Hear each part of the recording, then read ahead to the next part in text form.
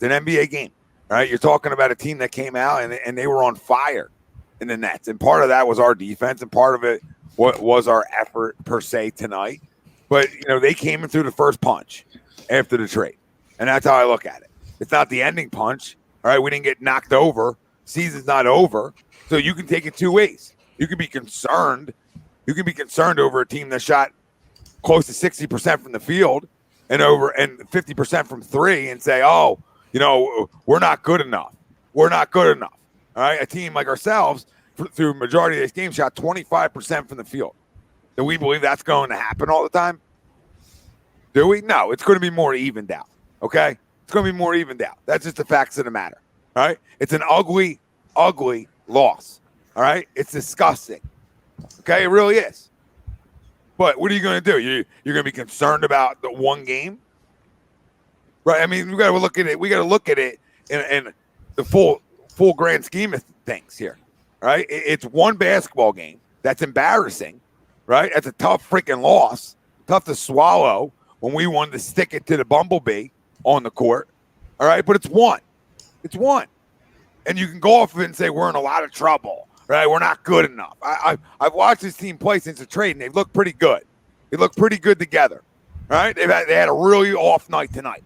And if you're going to pick a night to have an off night, this shouldn't have been the night. Right? This can't be the night. But it was. All right? Because when one of your stars is 3 for 17 from the field, you're not going to win.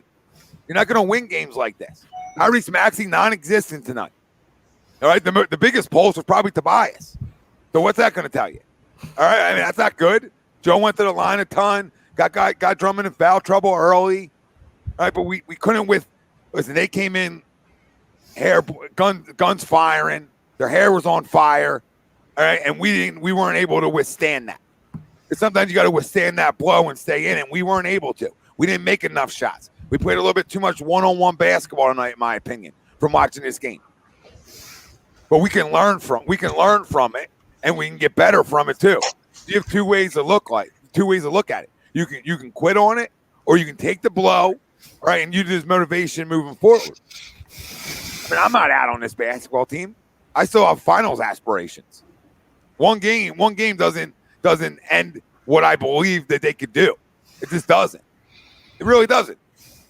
And if it does for you, and you're out on this team, or you think they're not good enough, or you're concerned over it, then fine. Be concerned. Be concerned. That's your prerogative, or your decision tonight. Whatever you want to do. I'm not going to talk people out of jumping off cliffs.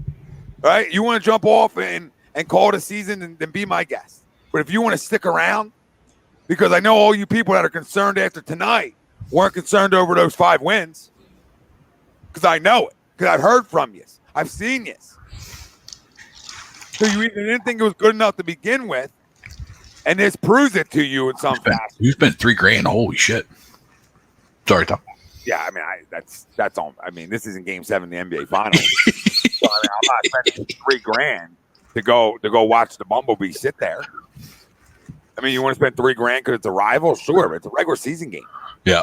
It has no impact on what's going to happen moving forward. It literally has zero impact. Besides that, hey, they can use this motivation in this locker room to not allow something like this to happen again to them. Right? And realize that, you know what? Just because everything looked great, 5 games playing together, we still need a little bit more. Because you have to play together. You have to be able to get some chemistry together too. That's important as well. But we got KD came in and didn't miss, and Kyrie didn't miss. So their stars didn't miss tonight. And that's just where you're at. And if I'm a Nets fan, sure, I'm feeling great. I'm feeling ecstatic after this.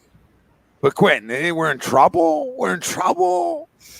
Like now we're in trouble. Now we're in trouble, goddammit. If James Harden's cast an issue and he can't play anymore, that's how the fuck we're in trouble. Everybody out there, we're in trouble over a regular season goddamn game. I'll end the goddamn broadcast. All right? This means nothing. This means nothing. Talk to me if this was a playoff game, then I'm freaking out about it.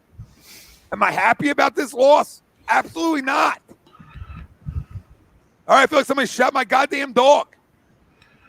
And this guy's allowed to come in this arena where he couldn't play in, wasn't mentally fit to play in, and can sit there looking like a fucking bumblebee, all right? And that's a slap in the face even more to everything that's happening here. It's a disgrace. A disgrace. And the basketball guy should get shot in the head, all right? Somebody should execute a basketball guy because this should never happen, all right? Regular season or not.